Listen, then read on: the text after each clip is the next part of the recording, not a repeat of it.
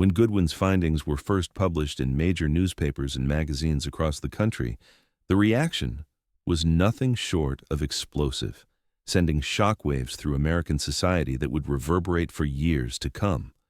The story broke simultaneously in the Washington Post, the New York Times, and the Boston Globe, with headlines that dominated front pages and led television news broadcasts for weeks.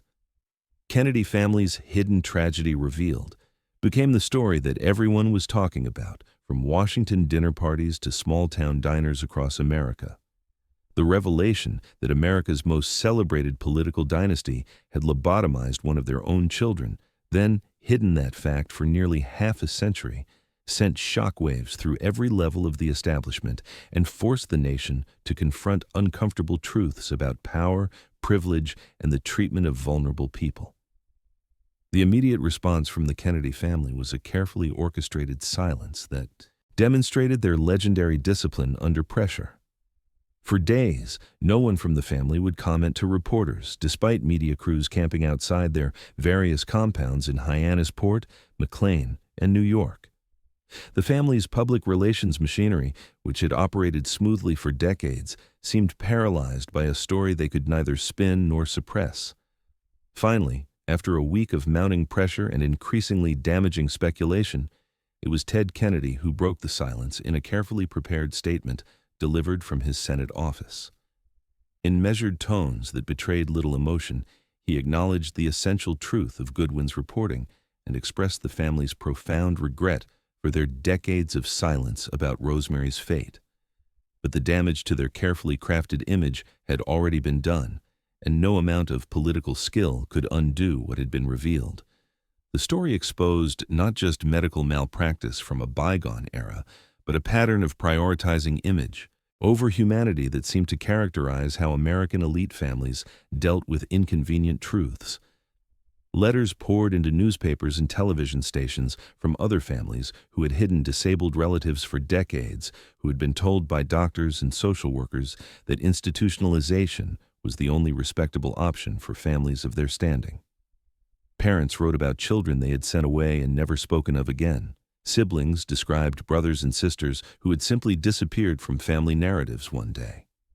The revelation sparked a national conversation about disability rights, medical ethics, and family responsibility that extended far beyond the Kennedy family itself. Medical schools across the country began incorporating the Rosemary Kennedy case into their ethics curricula as a prime example of what happens when doctors prioritize supposed cures over patient welfare and informed consent.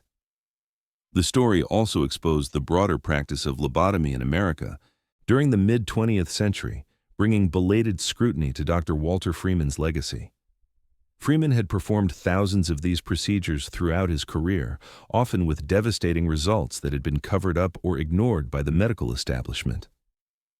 Families who had lost loved ones to Freeman's ice-pick lobotomy technique came forward with their own heartbreaking stories, describing how their relatives had been transformed from vibrant individuals into empty shells in the name of medical progress.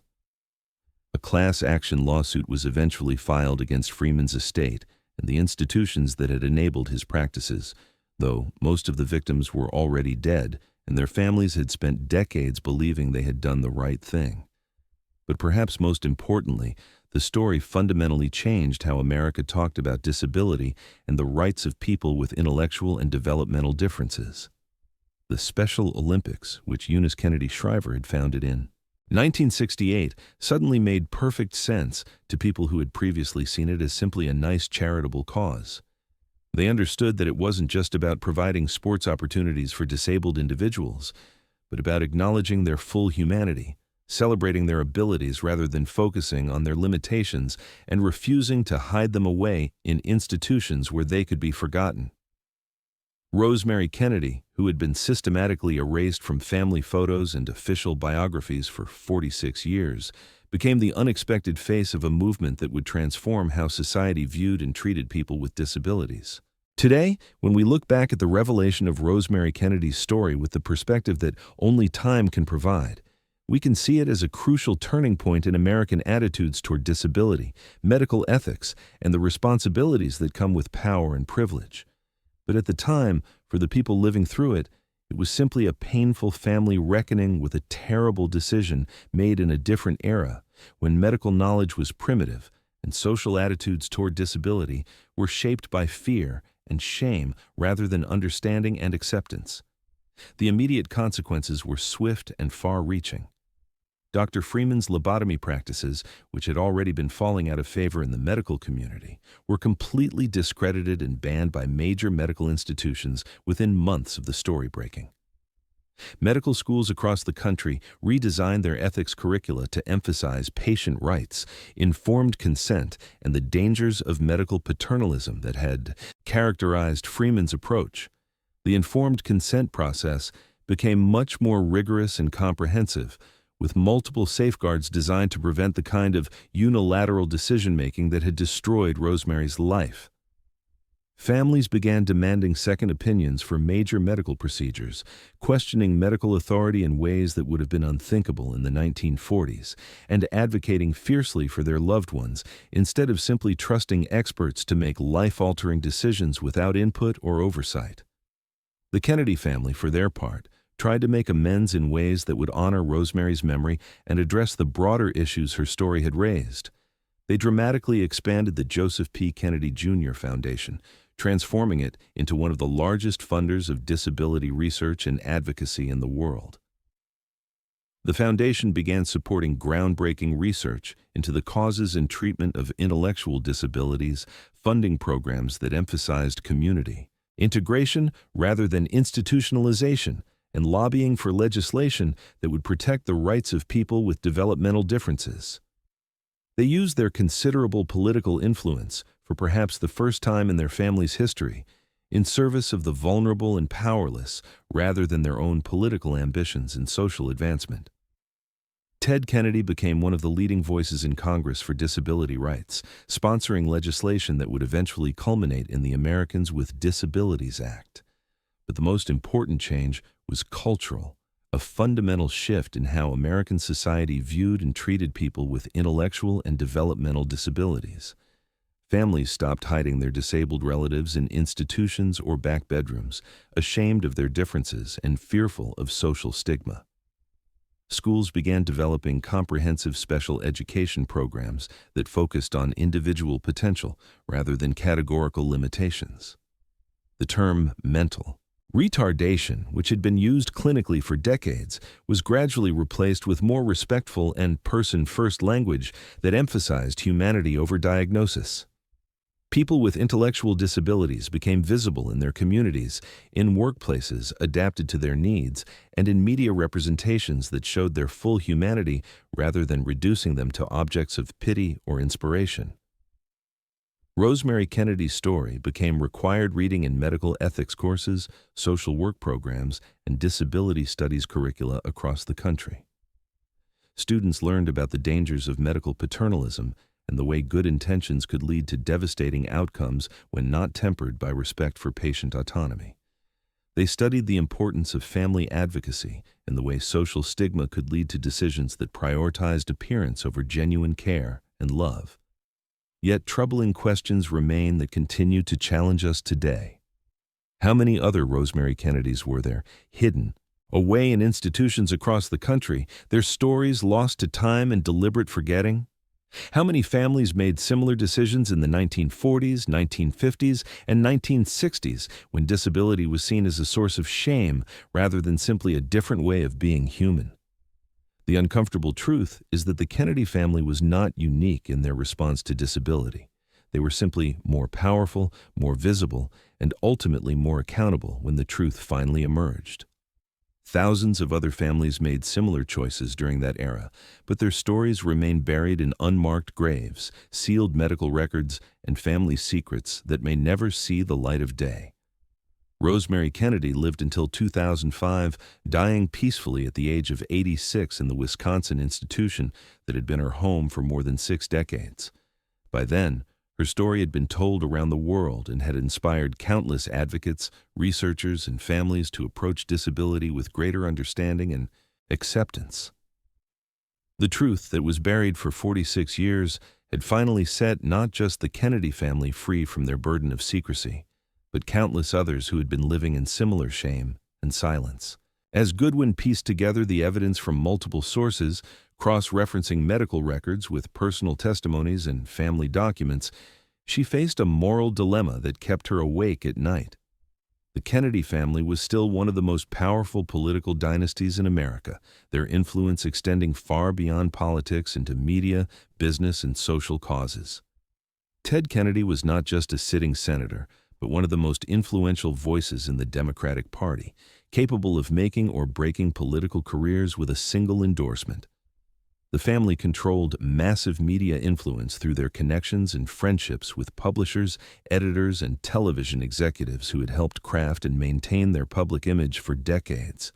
They had deep connections throughout Washington, from Supreme Court justices to cabinet members to foreign ambassadors who owed their positions to Kennedy family support. Publishing this information would not just embarrass them, it would destroy reputations, end political careers, and shatter the carefully constructed public image of America's most beloved political family. The ramifications would extend far beyond the Kennedy family itself, affecting hundreds of people whose livelihoods depended on maintaining the Kennedy mystique. But as a historian committed to truth and accuracy, Goodwin knew she had a responsibility that transcended political considerations and personal comfort. More importantly, as she delved deeper into the implications of what she had discovered, she realized this wasn't just about one family's dark secret hidden in expensive institutions and sealed medical files. This was about the systematic abuse of vulnerable people in the name of medical progress, about the way American society had treated people with disabilities as problems to be solved rather than humans to be cherished. It was about the price of political ambition and social status, about how the pursuit of perfection had led to the destruction of innocence. She decided to approach the family directly before publishing anything, a courtesy she felt they deserved despite their decades of deception. In early 1987, she requested a meeting with Eunice Kennedy Shriver, who had become a nationally recognized advocate for people with intellectual disabilities through her work with Special Olympics.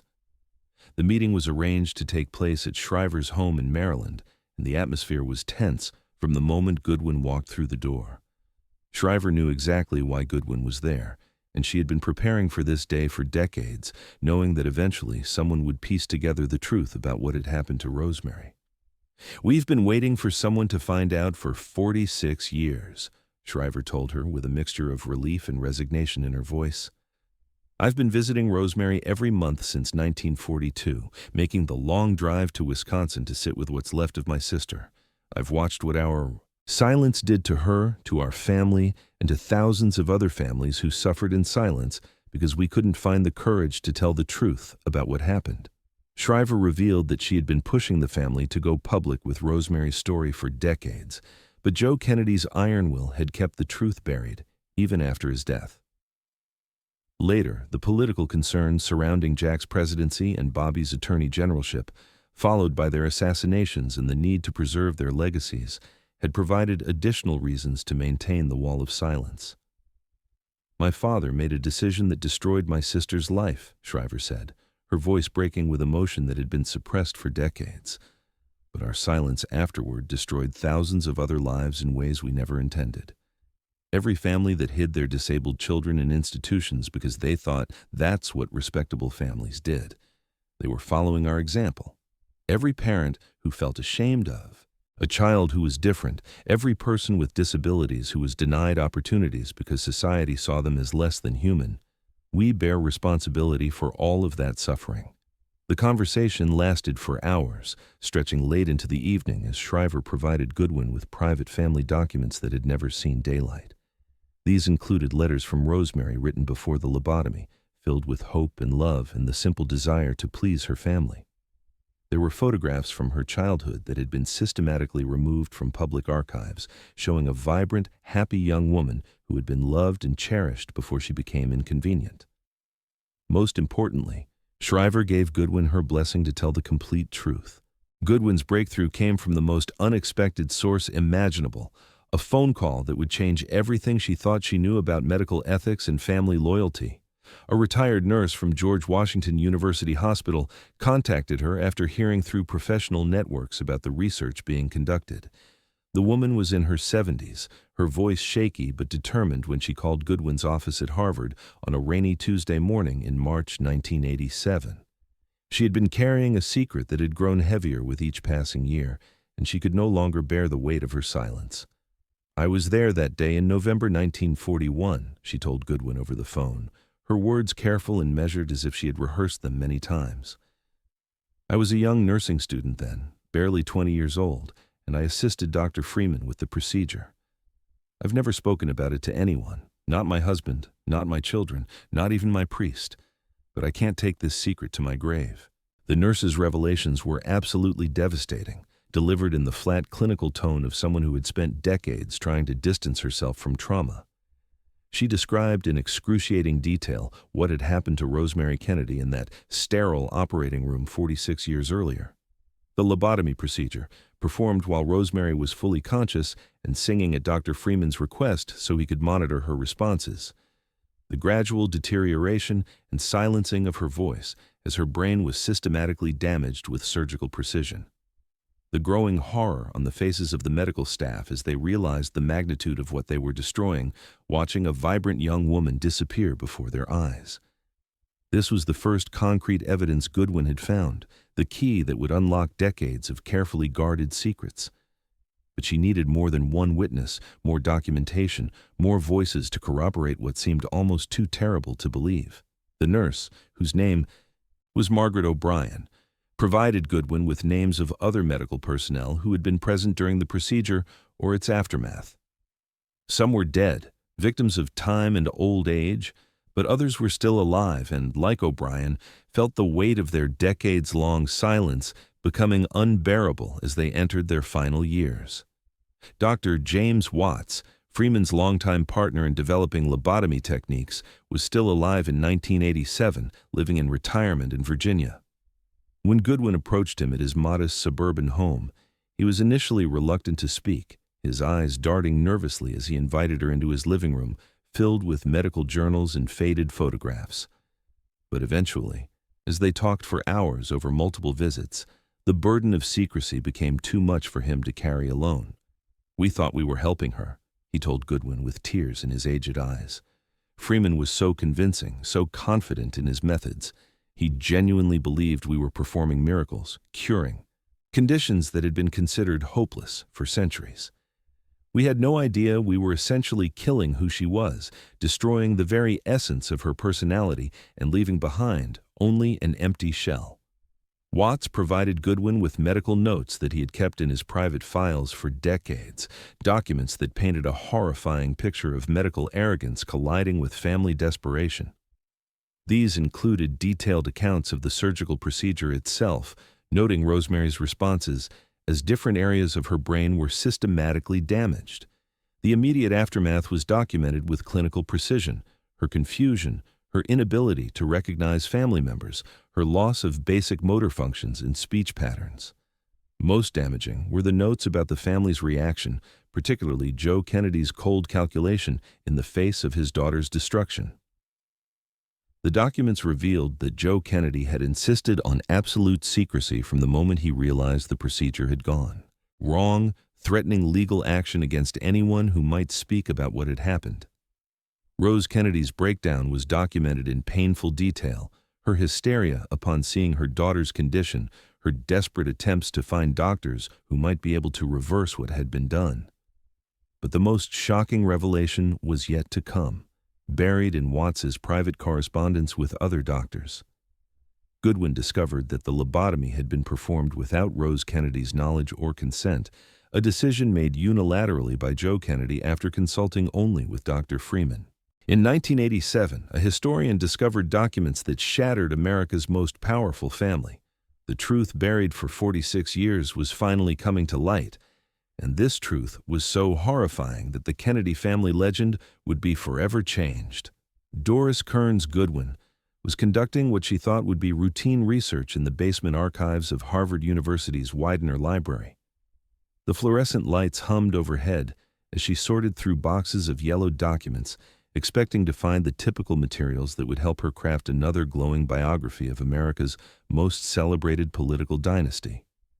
She had been specifically asked to write a book about the Kennedy family, focusing on their rise to power and their contributions to American democracy. The goal was simple: to tell the success story of American politics' most brilliant family, to chronicle their journey from Irish immigrants to the pinnacle of power and influence. But what Goodwin found buried in those dusty archives was not brilliant at all. It was dark, horrifying, and a truth that had been carefully hidden for decades with the precision of a military operation. The first clue came from the most mundane source imaginable: medical insurance records from the 1940s. The research started with these medical archives because Goodwin was trying to understand the family's approach to health and wellness, thinking it might provide insight into their legendary vitality and longevity. While examining family members' health records with the methodical attention of a seasoned researcher, Goodwin noticed a strange gap in the documentation that made her pause and look twice. Rosemary Kennedy's records appeared regularly through childhood and early adulthood, documenting routine checkups, minor illnesses, and the kind of medical care typical of wealthy families. Then, abruptly, they disappeared after 1941. Not gradually, not sporadically, but completely and suddenly, as if Rosemary Kennedy had simply vanished from existence. This was deeply odd to someone who had spent decades studying historical documentation. Why would a family member's medical history suddenly cut off like this when all the other family members had continuous records extending through the decades? Medical records didn't just disappear, especially not for wealthy families who could afford the best care and kept meticulous documentation of everything. At first, Goodwin tried to rationalize what she was seeing with logical explanations. Maybe Rosemary had gone to private doctors who kept separate records. Maybe the records were lost in a fire or flood. Maybe they had been misplaced during one of the many moves between the family's various residences. These things happened, especially with older records that had been transferred between different institutions and archives over the years. But as her research deepened and expanded beyond medical records into other areas of family documentation, she found more inconsistencies that formed a disturbing pattern. Rosemary appeared prominently in family photos, social pages, and news articles until the early 1940s, always smiling, always present at family gatherings and social events. Then, she disappeared from these too, as if she had been systematically erased from the family's public image. Official biographies and family histories only stated that she had been placed in institutions due to mental retardation. But this explanation was frustratingly vague, too superficial for someone who had been such a visible part of the family during her youth. The language was clinical and dismissive, lacking the warm, personal details that characterized descriptions of other family members. Goodwin sensed with her finely tuned journalistic instincts that something significant was being hidden, that there was a story behind the story that no one wanted to tell. The Kennedy family files were kept at the John F. Kennedy Library in Massachusetts at that time, housed in a modern building that stood as a monument to the family's legacy. When Goodwin gained access to these supposedly comprehensive archives, the scene she encountered shocked her and confirmed her worst suspicions. Most of the files related to Rosemary were sealed with official stamps and legal language that prevented public access. They were stamped with the phrase, "closed by family request," in red ink that seemed to scream its importance. This situation significantly increased Goodwin's suspicions because it violated everything she knew about how the Kennedy family typically handled their public image. They were masters of public relations, experts at controlling their narrative, but they usually did it through selective disclosure rather than outright secrecy. What Goodwin didn't understand at that moment was the nightmare the Kennedy family had been living with for 46 years.